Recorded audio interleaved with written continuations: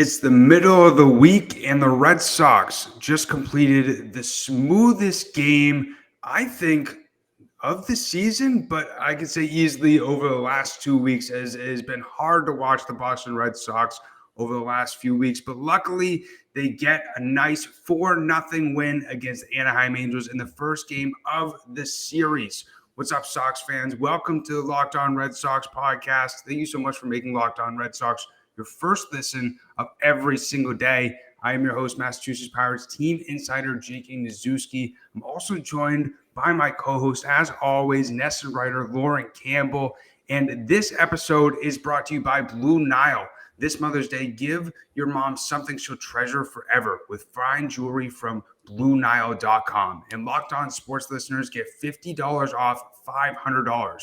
Use Locked On at the checkout.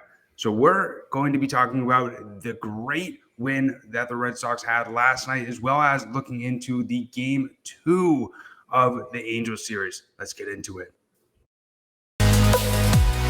You are Locked On Red Sox, your daily Boston Red Sox podcast. Part of the Locked On Podcast Network, your team every day.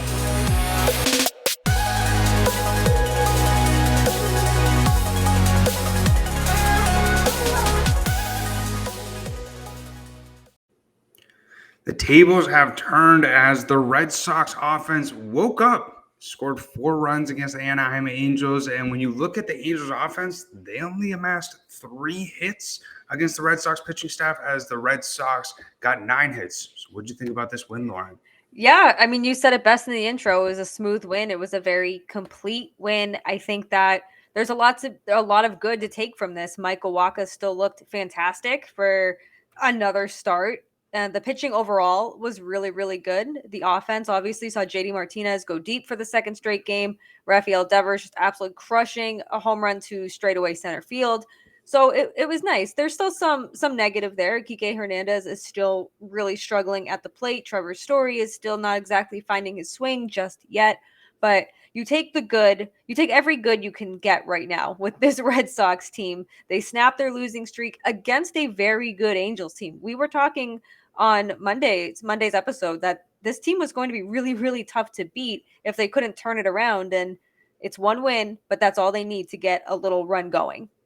Very true. And, you know, it seems like really anytime Michael Wacha is on the bump for the Red Sox so far this season, he's been lights out. He's been pitching like a Cy Young candidate. You know, this game pitched 5 2/3, only allowing 3 hits, 2 walks, and 2 strikeouts. But I got to be honest, he got taken out with 55 pitches left for Jake Diekman with 2 outs, guy on second, Shohei Ohtani up. I get it, the lefty-lefty matchup for Diekman, but when I saw Cora walk out there, I'm like, what is going on here?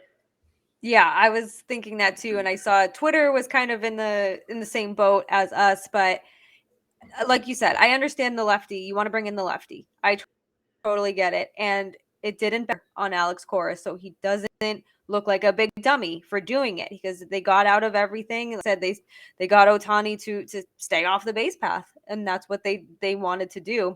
But you need to trust Wacha to go a little bit deeper into these games. I don't think he was struggling. I don't think he was showing any signs of fatigue or anything like that.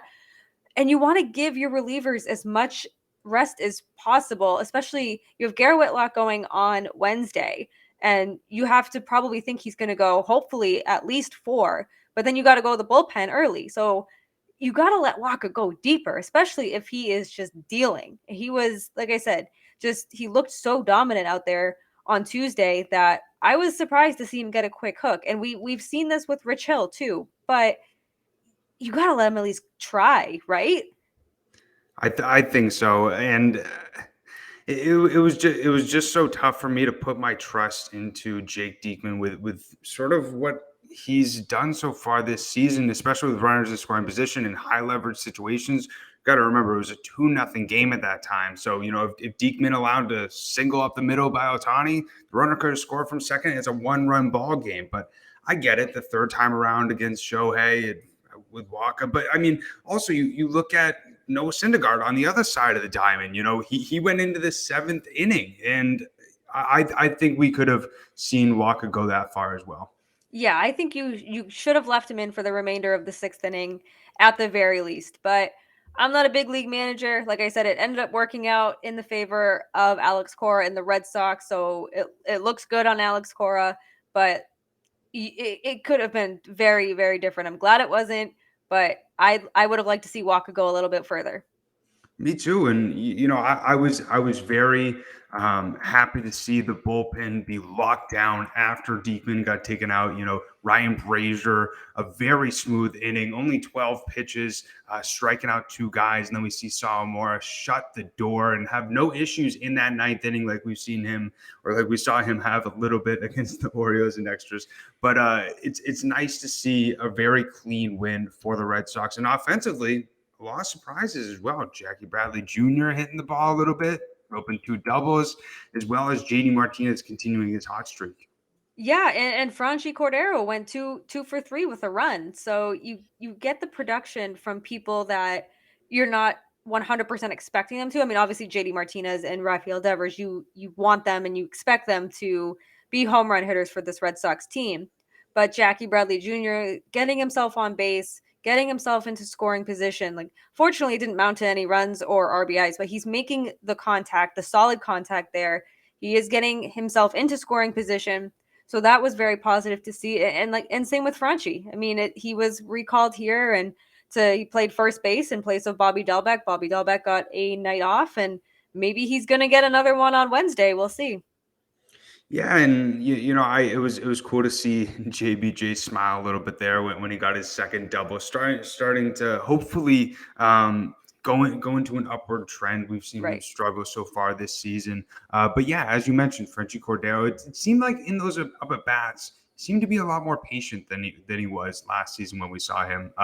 He was allowing the count, even though there was times where it got 1-2, 2-2. He wasn't swinging at bad pitches. He was being very patient. And one thing that I noticed looking at the box score that I didn't notice while watching the game, the Red Sox only struck out 3 times. I don't think the strikeout level has been that low so far this season. Yeah, there was a lot to like about this game, and it's the smaller things too that don't exactly show up in the score sheet right away. But the Red Sox were swinging and missing so much. They were striking out so much. And they really figured out, for at least for Tuesday, their patience at the plate. Some of the players did. You still saw some bad swings and misses, but that's always going to be there. But to see the Red Sox have a lot more patience against someone like Noah Syndergaard. No, he's not what he was 5 years ago, but he's still an incredible pitcher against a really tough Angels team. This is the stuff that they needed to do. They've needed to do all season, the first month of the season. But if they can keep this trend going, this could be all of a sudden a tough series for the Angels. Very true. And we saw what happened with the Angels against the White Sox in the last game. They almost ended up losing in the 9th inning. But it was also nice to see sort of the Xander Bogaerts, Trevor Story duo, getting 3 double plays throughout the game. Really came in some timely places. And it's nice to see that sequence rolling very easily. And it was also nice to see Xander Bogaerts make some very good plays at shortstop as well, sort of looking like a Gold Glover. Yeah, they both looked really strong tonight. And like I mentioned earlier, Trevor Story, not the best offensively right now, but he's making up for it in the field. He looks really, really confident at second base. And I'm sure it helps having Xander Bogaerts to your right there. But yeah, seeing them turn the double plays, like I want to see more of that. I want to see some of that every single game.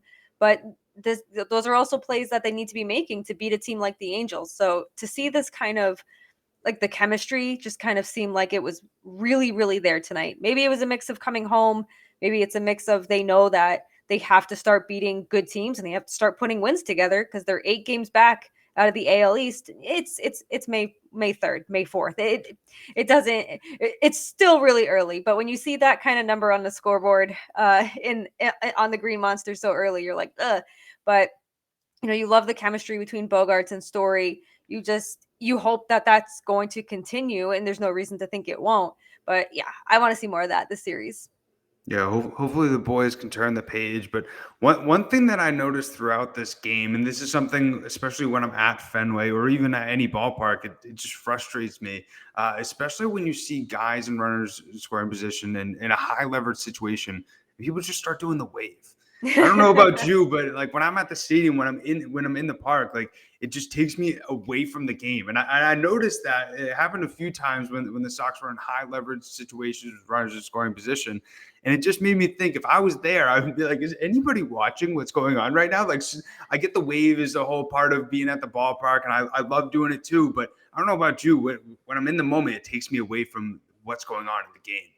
Yeah, I'm anti-wave. I mean, listen, kids love it, so it's fine. Like, I'm not gonna be an old grumpy old man about it. But it's funny to see. It's like when, and I know it's tradition, but like the Red Sox could be down 14-2, and they're still gonna play Sweet Caroline. Like, it's just a thing. Maybe other fan bases do something like this too, but it's a tense moment and everyone's doing the wave. And it's funny to see it on TV too, because you obviously don't see it going around the park. All of a sudden you just see everyone behind home plate standing up, and I'm like, oh, it's wave time. Okay, it's early tonight. But yeah, it always seems to come in like tense situations or situations when the Red Sox are just completely out of the game. And I guess if they're completely out of the game, you need something to do. Right. And it's funny because when you watch it come around the park and then when it's like over, you look around, you're like, wait, what just happened on the field? But Right. I noticed that, and I just thought in my mind, like if I was there, I'd be like, all right, people need to be paying attention to what's happening in this game. One thing that I wanted to mention before we wrap up talking about game one is there was a play where Andrew Velasquez, the shortstop for the Angels, made a diving play. It was unreal. I believe it was on a Kevin Plawecki ground out. And it was funny because X said, I can't believe the Yankees got rid of this guy. And it's funny thinking back because he was a really big part of the Yankees run. And last season, it's funny thinking back on maybe immediately think of Whitlock and some of the Yep. other guys that the Yankees have let up. But it's going to be interesting to see sort of how this all plays out for Velasquez, because I mean, other than his bat hasn't really been playing that well, but defensively, I mean, and also seeing what he's done for the Angels so far, it looks like a steal for the Angels from the rival Yankees. Yeah, I mean, they love just giving away good players, I guess. No, I mean, that's Andrew Velasquez, he's you nailed it. He's offensively struggling, but tonight he showed exactly why he's still really good at his craft. And he's fun to watch, and you can't help but think when X said like, "Oh, I can't believe the Yankees got rid of him." It's all Garrett Whitlock. Like, that's probably where a lot of Red Sox fans' minds went, right? It's just they didn't protect Whitlock. The Red Sox got him, and now the Red Sox look like absolute geniuses with the Rule 5 draft, because now he's one of the only pitchers when he's in the bullpen that you could have trusted at the beginning of the season. Very true. And, we're going to be talking a little bit more about Garrett Whitlock facing the Angels tomorrow in game 2 of the series in our second segment. But I just want to take a second to talk to you about Blue Nile. So whether your mother for Mother's Day is looking for a statement piece or an everyday subtle elegance, BlueNile.com has fine jewelry options for every mom. Shop high quality classic diamond earrings, elegant tennis bracelets, or gemstone pendant necklaces. Looking for fine jewelry but having trouble choosing? Blue Nile has jewelry experts on hand 24/7. It's available. They have help available via phone or chat to help you find a memorable gift at every budget. So this Mother's Day, give your mom something she'll treasure forever with fine jewelry from BlueNile.com. And Locked On Sports has a great offer for you. 50% off of $500. In this podcast exclusive, you can use the code Locked On. That's code Locked On. And plus, every order is insured, shipped free, and arrives in a discreet little packaging that won't give it away what's inside. So shop stress-free and find your favorite piece. Go to BlueNile.com today. But we want to thank you guys so much for making Locked On Red Sox your first listen of every single day. Now make your second listen and check out Locked On Now podcast. They recap MLB games with analysis from their local experts, and they take fans through the season like no other network. It's free and available wherever you get your podcasts. And also check out all the other great Locked On podcasts that there is out there. They cover sports from MLB, NBA, NFL, as well as college. They do a great job of covering your favorite teams Monday through Friday. And in my opinion, the Locked On Podcast Network is your number one spot to find all your sports information. And that's why you're listening to this podcast right now, because it's the best spot to find all your Red Sox information. But let's look on now to game 2 of this Angels series after the Red Sox took game 1. And it's going to be Garrett Whitlock on the bump against the Angels' Reed Detmers. And Detmers so far has had 4 starts under his belt with a 5.19 ERA, but he does have 16 strikeouts. So I'm curious to see how Whitlock does in another start on the bump for the Sox. Yeah, I think that the offense needs to come through much like it did on Tuesday. I think that they need to get out there and get run support for Garrett Whitlock, which has been an issue for the offense when he pitches for them in the starting role.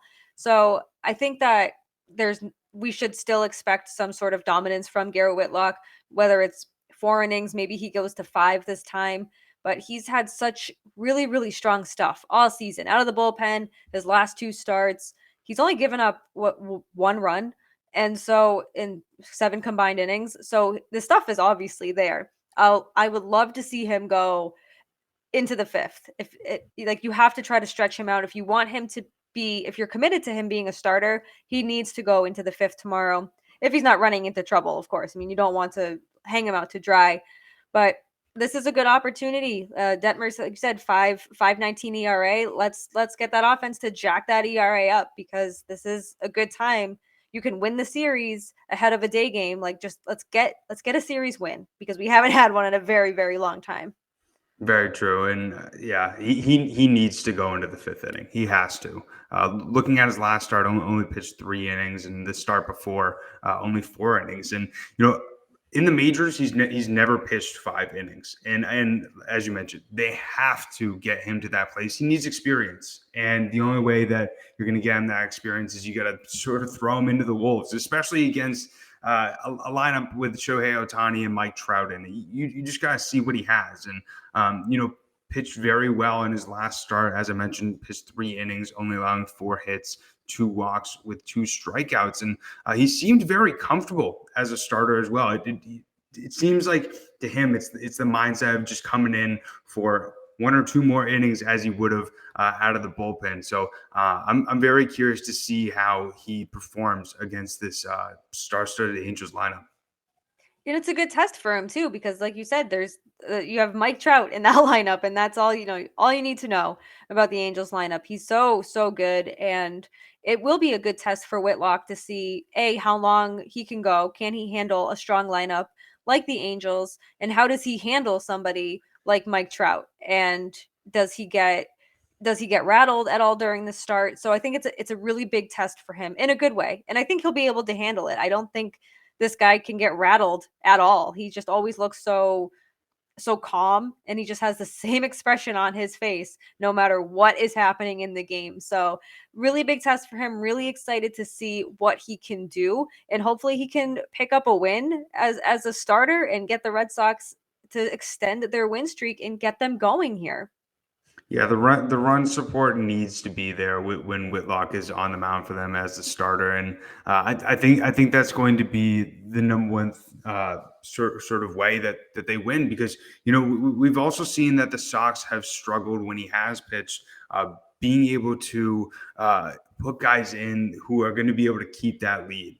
We've seen guys struggle who come in after Whitlock is on the mound, and they sort of blow up the game. And it's going to be very important for Alex Cora to make the right decisions after Whitlock gets taken out. And I'm very curious to see how he continues to progress as he goes later into games, because the more guys understand him, the more guys understand his pitches.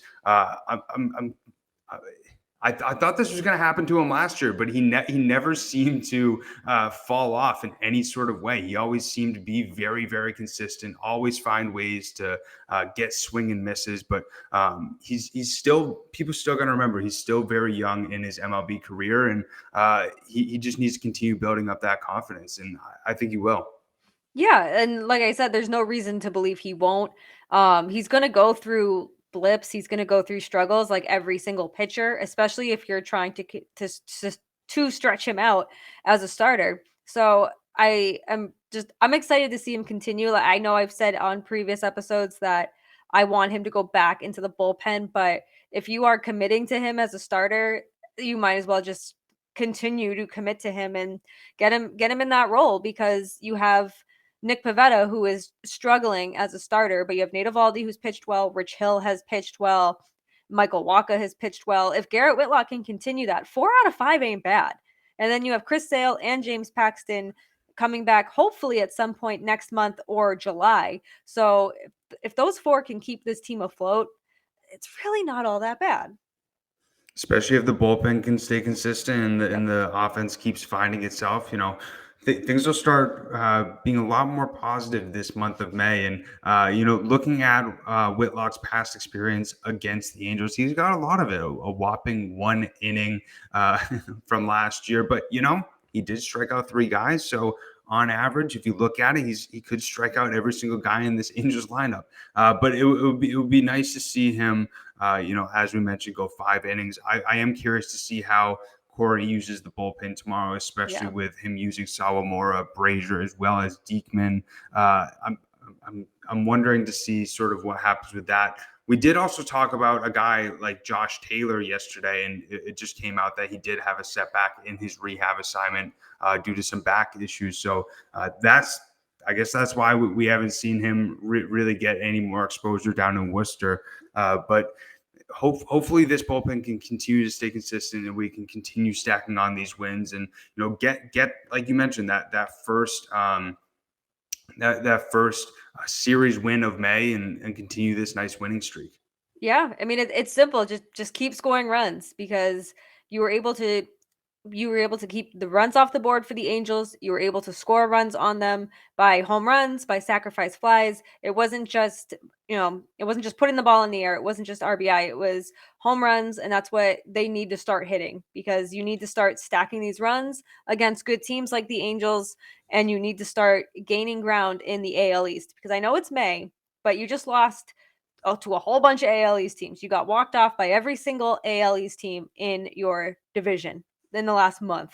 It hasn't happened since 2012. So they need to start getting these wins back and start gaining this ground, because I don't want to be in competition with the Orioles for last place. That's for damn sure. And the Yankees are hot right now too. They are. They're on a nice streak. 11 wins. They're right now standing at the top of the AL East at 18-6. Looking down the board, it's Toronto 15-10, Tampa 13-10, the Sox 10-14, and the Orioles down in the basement at 8-16. But it's going to be very interesting to see how the Sox continue to find their stride in May. But we'll always be talking about it Monday through Friday here on the Locked On Red Sox podcast. But going into our final segment, we're going to end it on a mental health note and get you guys some positivity on this Wednesday. But I just want to take a second to talk to you about Built Bar. So summer is coming, and with your summer, you're going to need some food on the go. Built Bars are the perfect snack to take with you on family vacations. Throw them in your bags, in your kids' backpacks. Make sure that everyone has a bar so you are fueled for your summer adventures. The best part about Built Bars is that they are healthy and delicious. So no more sacrificing delicious food for health. With Built Bar, you can have both. And it's that easy. And all you have to do is go to built.com and order now. All Built Bars and Puffs are covered in 100% real chocolate. So that means with a Built Bar, you can eat healthy and actually enjoy it. And if you haven't tried Built Bars so far, you can go to built.com and check out their macro chart. It's 130 calories, only 4 grams of sugar, 4 net carbs, and 17 grams of protein. And if you compare that to a candy bar, which is usually around 240 calories and 30 grams of sugar and dozens of net carbs, it's pretty good for you, and it also tastes amazing. So Built Bar is something that is for everybody. So go to built.com to get your favorites: banana cream pie, raspberry, double chocolate, and so many more. They're all so delicious, and new flavors are coming out all the time. Check them out at built.com. So we have a special offer for you if you go to built.com and use the promo code LOCK15 and get 15% off your order. Use promo code LOCK15 for 15% off of your order at built.com. So, Lauren, it's coming up on summer, and that means that the sun is coming out a lot more, but that also means that people are going to get a lot more busy. And I feel like with more busyness, there's a lack of giving yourself the time that you need to be able to be with yourself and not worry about anything. There's a lot of times where, especially on my days off, I struggle to put my phone away. I struggle to not think about what I need to do tomorrow at work or think about other outside stuff. And it's so important to give yourself that time to not worry about anything and just breathe and be grateful for what you have around you. Yeah, especially, the weather is getting nicer. Give yourself some grace if you want to take some time to yourself, because that is perfectly okay. You come first. You need to do whatever you can to recharge and set some healthy boundaries. Put your phone on do not disturb. I put my phone on do not disturb all the time now. And it's like, it's just sometimes I forget because I'm like, the notifications don't come in. But I put my phone on the sleep focus too, and it's just helped me so much. And especially now, like you said, the summer is coming, people are going to get really busy, you're going to get really busy. Make sure you utilize your time off the way you want to. What if that's laying on the couch all day? So be it. If that's what helps you recharge, go do it. Go to a bookstore, go to the beach, go for a walk, go to the gym, whatever you want to do. But don't feel guilty for setting boundaries, for taking time for yourself, because you need that. You need to recharge in order to be the best you. And something that I try and remind myself is, there's times where I sleep in, or I really allow myself that time to not worry about anything. And I make up in my mind that it's a waste of time. And the only person that is making that up is myself. I'm telling myself that I shouldn't be doing this stuff, but the only one who's judging myself is me. And it's so tough for some people to get out of their heads and make up these things in their mind that makes them anxious. And the best thing to do is go to one of your favorite places, see a good friend, and just, in my opinion, go outside, breathe in some fresh air. And I don't know about you, but some of my favorite music is lo-fi music, those beats where no words, just really nice vibes. And so I think that's super duper important. Another great way to relax, go to a nice Red Sox game, be with some great people, root on the boys. But that's it for this episode of the Locked On Red Sox podcast. We greatly appreciate everybody making Locked On Red Sox your first listen of every single day. And now make your second listen Locked On MLB. So Paul Francis Sullivan, please call him Sully, brings you his unique perspective on the major leagues past and present. It's free and available wherever you get your podcasts. And something else that's free is following Locked On Red Sox on Twitter. It's LO_Red Sox. And every single day, every single game, we give you guys the breaking news and all the knowledge that you will need to be a smart Red Sox fan and a good Red Sox fan. And that's what we try to do. We try to help fans get excited, help fans be knowledgeable, and give you the best content that there is out there on the Twitterverse. So go over and follow us over there. Also follow myself. It's at Jake Iggy, as well as my co-host Lauren. It's La. That's 3 laws. Lauren with 4 R's. But as always, we hope everybody has a great rest of their day. And let's continue this streak. Even though it's one win, it's been a rough 2 weeks. So let's stay positive, everybody, and let's continue to get hype for Garrett Whitlock on the mound and see the boys continue rolling. So as always, let's end it like this.